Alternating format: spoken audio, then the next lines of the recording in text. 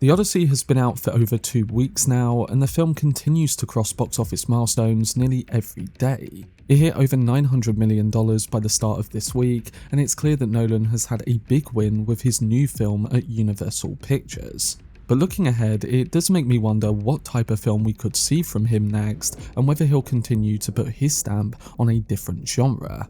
There are obviously many different routes with which the director could take next, and I think it's interesting to think about what his next film could be. So in this video, I'm going to be talking about some of the genres that director Christopher Nolan could tackle next following the release of the Odyssey. Before I get into it though, if you want to see more content on the director, his recent film, and eventual future projects, then don't forget to support this upload by giving it a like rating, subscribing to the channel, and turning on your notifications. But without further ado, let's dive into what Christopher Nolan's next film could be.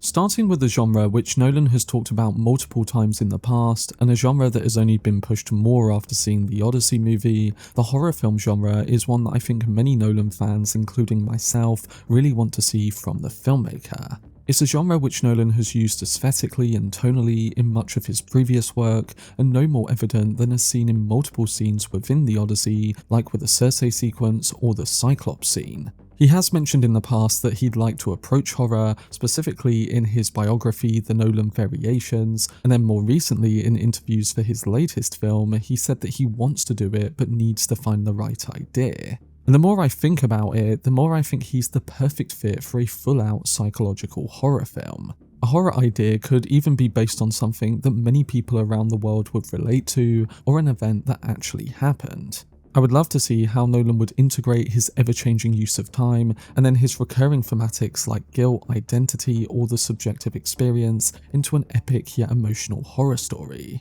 I think it would be interesting to see something in the vein of, say, Stanley Kubrick's The Shining, but more in the style of a Christopher Nolan film. Or maybe it's even a project that has mystery or science fiction infused into it as well. I mentioned in a separate theory video years ago that the director has mentioned reimagining the 1967 TV show The Prisoner, which follows a British intelligence agent who's been abducted, taken to a strange coastal village, and anyone who tries to escape is then recaptured or killed. I'm not sure if it would be this particular project, but I would definitely love to see his approach on something like that, a mystery story, or again going fully into the horror genre.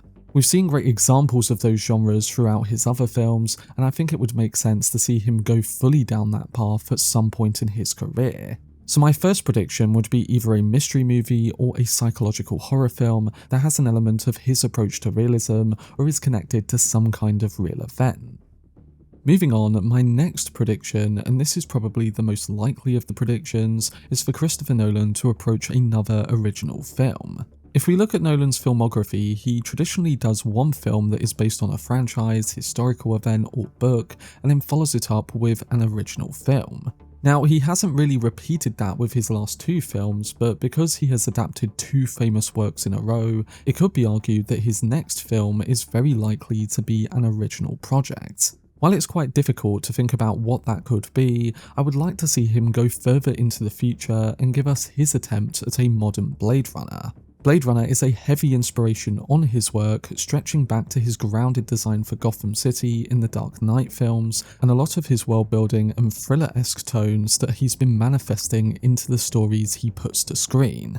Now yes, Ridley Scott's Blade Runner itself was loosely based on the 1968 science fiction novel Do Androids Dream of Electric Sheep.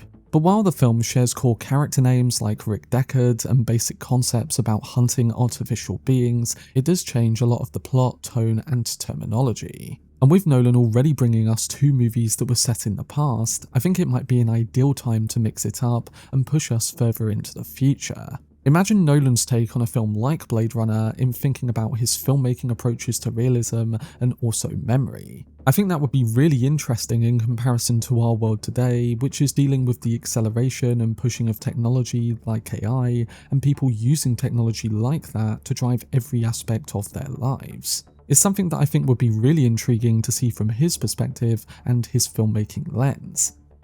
Coming now to one of my final two predictions, the first is probably the genre I'm most excited to see from him in the long run, and that is an epic western.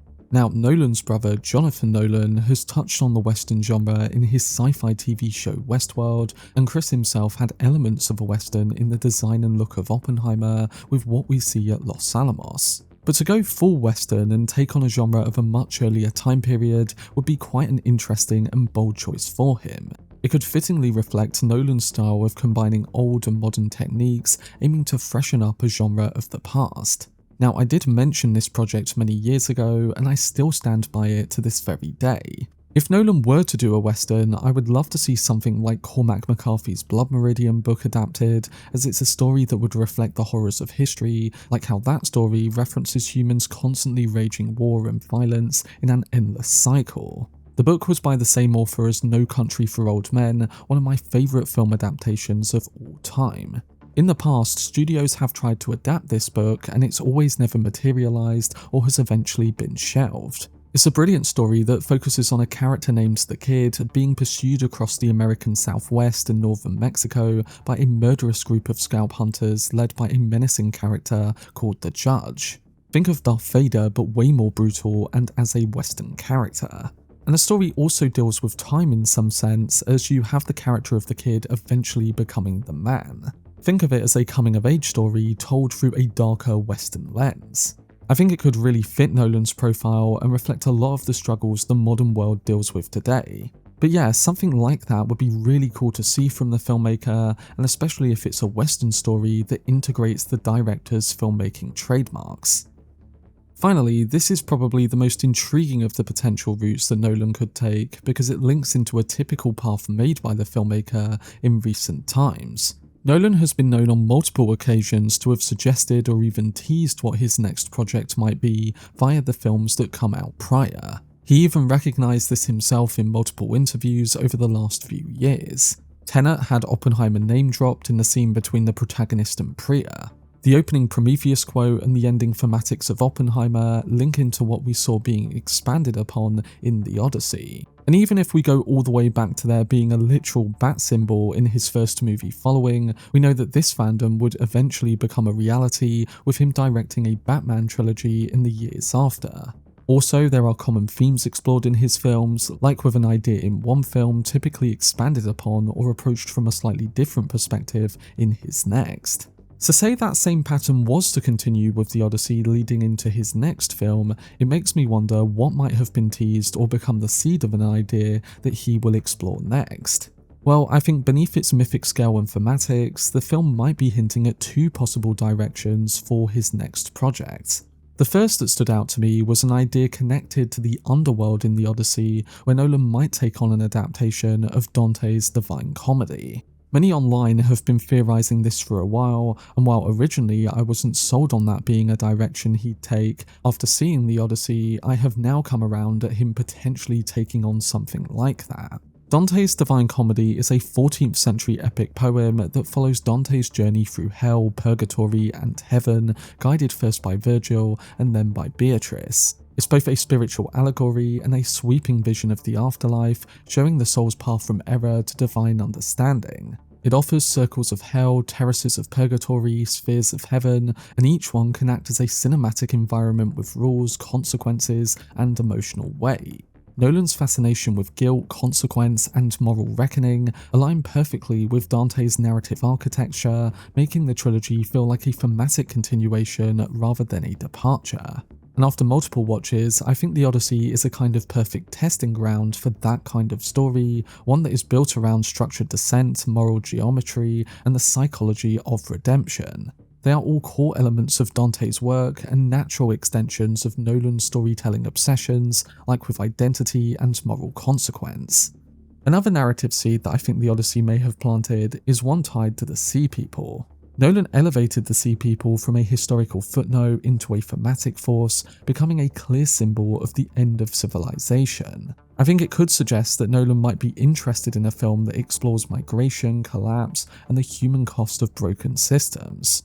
Now, this doesn't mean that his next story is going to focus on the Sea People in particular, but rather it could be a hint towards him focusing on a story that connects to that idea. It could be historical, mythic, or entirely original, but the thematic DNA is there and built upon from their importance in the Odyssey. Or if you want to go even deeper and combine both ideas of Dante's trilogy and the Sea People, you could say that while the Sea People represent collapse, Dante's comedy is written because of collapse.